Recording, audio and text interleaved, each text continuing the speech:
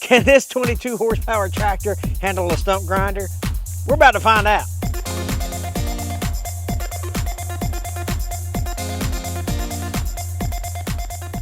I just pulled this bomber light off the truck. We're going to get it unboxed, and we're going to see what this 1P14 bomber light stump grinder can do on a subcompact tractor. Now, the thing about it is the stump grinder is designed for a small subcompact tractor. If you got too much horsepower, you're going to damage the stump grinder. So let's go, let's unbox the stump grinder and let's get it put on. You guys know I'm a big fan of bomber light. This is my third bomber light implement that I've gotten. Everything they build is like a tank, but we're going to talk more about that. Let's get the stump grinder unboxed.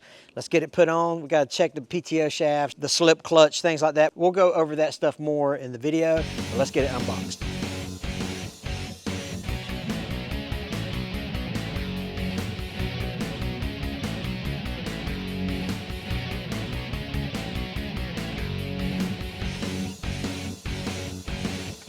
Warning sticker on there, do not exceed rated horsepower. It'll void the warranty. So designed for small machines. Let me get it off the pallet. I think I got all the screws out of it and the mounting screws and stuff. It comes with some teeth and the owner's manual in here.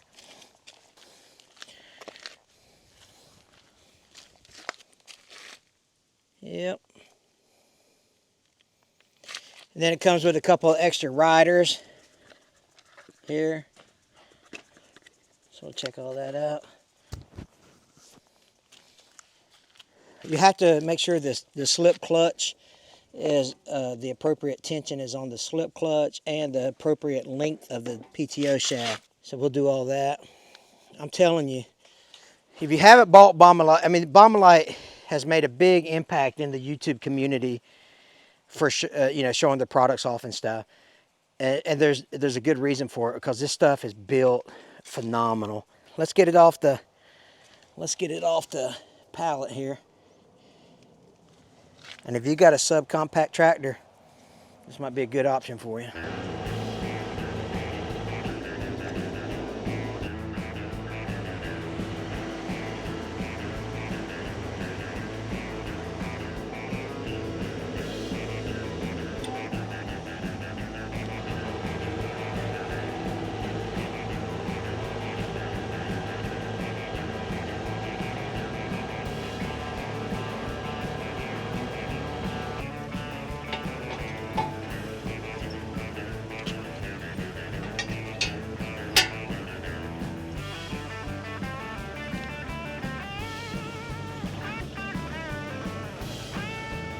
The thing about it is light.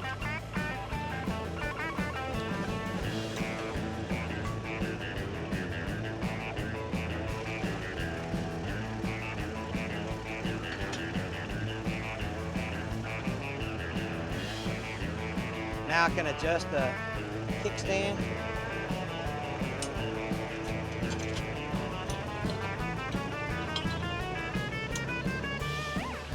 Do the other side.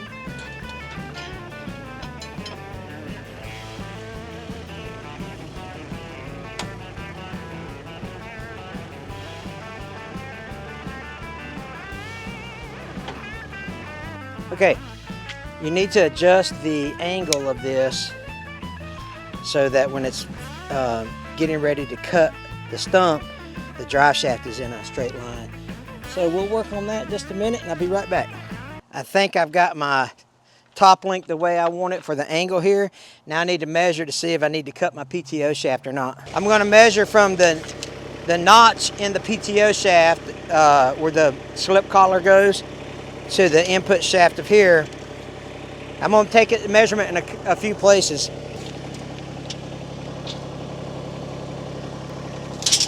.28 inches there.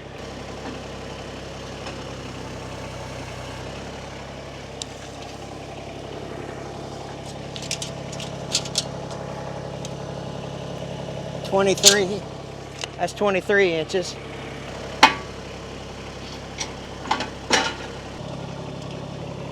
That's 32 inches. So 23 is my shortest distance. I need my PTO to compress at least 23 inches because that PTO shaft, remember, that thing travels Please don't let me have to cut it. So I'm going to go from the bolt to the pin. It's 34 inches. 34 inches. So we're going to have to cut the PTO shaft. That sucks. But it's got to be done. There's plenty of videos on YouTube about how to cut PTO shafts. Most important thing that you got to remember is you got to cut the same distance off each side. So if I'm going to cut 4 inches off the, total, I've got to do 4 inches on one side and 4 inches on the other side. So that's the only thing, the big thing you got to remember about that. Got it where I think I got it where I want it. So let's turn it on and see if it works. Just wanted to give you some specs here. This thing weighs 230 pounds. And you got to have 15 to 30 horsepower, and that's PTO horsepower. 18-inch rotor, 540 PTO speed, and then 12 teeth. So I've already checked it all out. I actually loosened the slip clutch just a little, just in case, and I can always tighten it back. But I went like maybe 3/4 of a turn, maybe a half turn, 3/4 of a turn, just to make sure that slip clutch isn't stuck. And then I added the plate here. And I went and I checked all the teeth on it as well, and it seems to be built fine, and everything seems to be tight. So let's turn it on and let's watch this hammer knocker start spinning. You want to? Me too.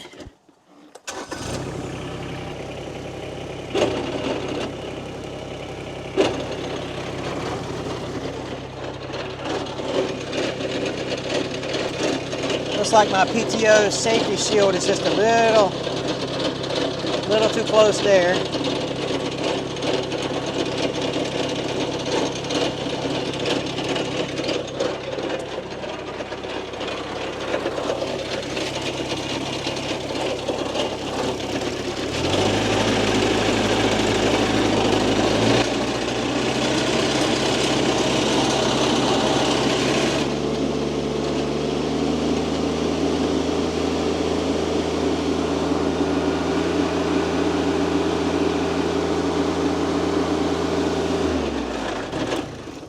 All right, looks good. Yep, I think that's exactly how we want it right there. So I'll make some fine adjustments if indeed I need to. But when you set that down, it's supposed to be like 17 degrees. I don't know how to measure that except through your eyeball. So I think that looks pretty good, because when you start like this, and then as you work your way forward, it levels out. And I think it's going to work just fine. All we got to do now is go grind some stumps. Come on. I've got some big stumps that I can get with the stump grinder that's mounted on my skid steer, but I've got tons of stumps like this in my fields. Let me get out a shadow here. Like right here, that's the size of my hand. That's a little bigger than my hand. So that one and that one. So I've got these kind of stumps that are just that annoying, that just grabs your bush hog if you ain't careful. I got another one. Right here. So there you go. And another. Here's two more. There's one, and there's one. So if you have a subcompact tractor and you've cleared some small trees out, now this will do a bigger stump it will do a bigger stump. I just think it's going to be perfect for these small nitnoid stumps that catch your lawnmower blades. If you've got a zero-turn mower, a mid-mount mower for your subcompact tractor, this is what you need. Okay, let's fire it up and get these cut.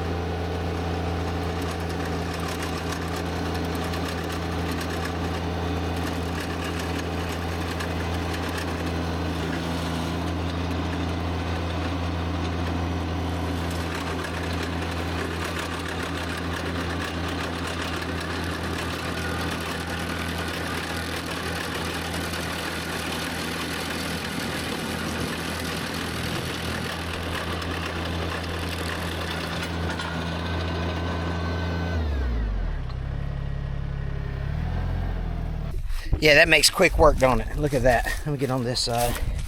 That's probably a 2 inches subsurface. I mean, it'll probably go 8 inches. Nah, I don't think 8 inches. Maybe 4 inches, 6 inches subsurface. So this is perfect for me to not get my zero-turn mower blades or my bush hog blades caught on it anymore, because they were sticking up a little bit. Let's go grab those two over there. Some of you only grind going forward. All right, you got to keep that in mind. Here's your cutting teeth, right? And there's techniques to use certain ways or whatever. You want to start on the correct side of the stump, left or right, and then you want to bring this forward. There are no cutting teeth on this side, so you can't back into the stump. You've got to put the stump grinder on the far side of it and then pull to you, and you've got to use a hydrostatic. That's important. But look at that, that's fantastic. Bombelite 1P14. I'm digging it. Let's go get that last stump out, call it good. And I might leave that real time. I'll look at the editing, but man, that wasn't 4 minutes maybe at that. Let's go to the other stump.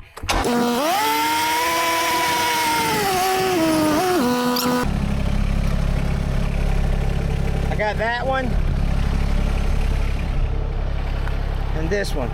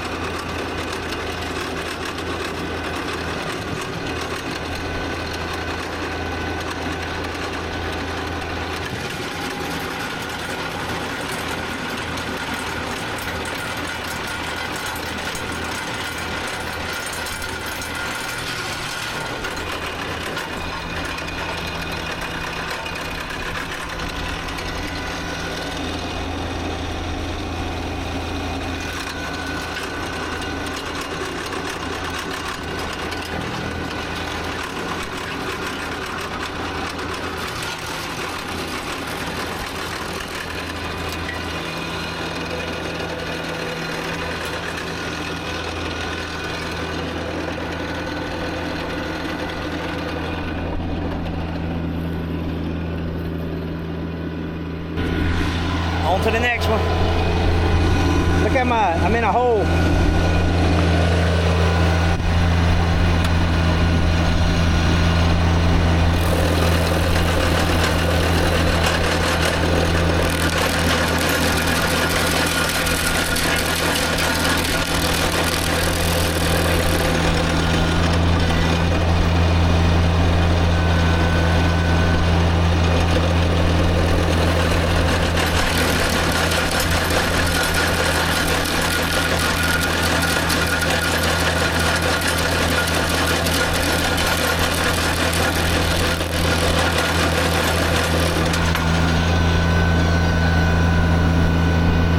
Yeah, this is doing a bang-up job.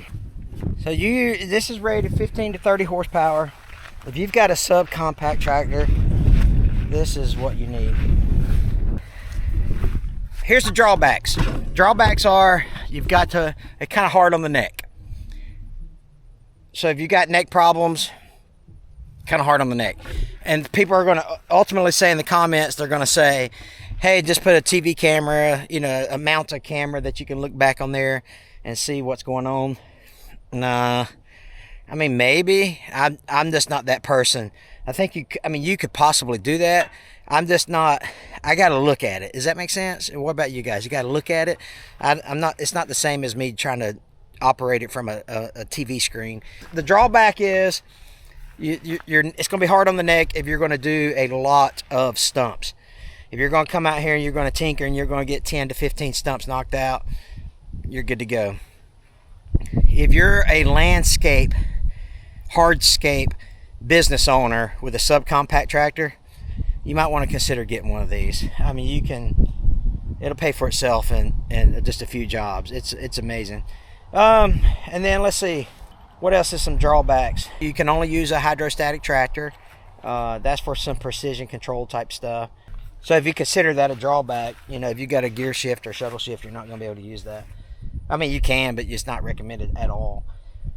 If you know anything about Bombelite, they build their stuff like tanks. Again, they don't pay me to say this stuff, by the way. I didn't know if you guys knew that or not. But also, when you're grinding these stumps, you want to keep that stump. You don't want it to bounce. You don't want that stump grinder to bounce a lot. You want to keep it nice and smooth, nice and steady, just like we did on those stumps. So little stumps, you're good. I don't know what it's rated up to, but I mean, it's rated up to whatever you can chew up, right? A 24 or 36 inch stump. Cut it as low as possible to the ground, take off with it, you know? And then the owner's manual does have a time chart about how much time it takes you to chew up a bigger stump. And I want to say it's like 20 to 30 minutes if you're going to get on like a 36 inch stump, and you're going to do it like 4 to 6 inches subsoil, or subsurface, I should say. But when you're doing little stuff like this, again, I'm telling you, if you own a lot of acreage that has a lot of those little stumps that just annoy the hound out of you, this is an excellent choice. Appreciate you guys watching. Take care. God bless you guys.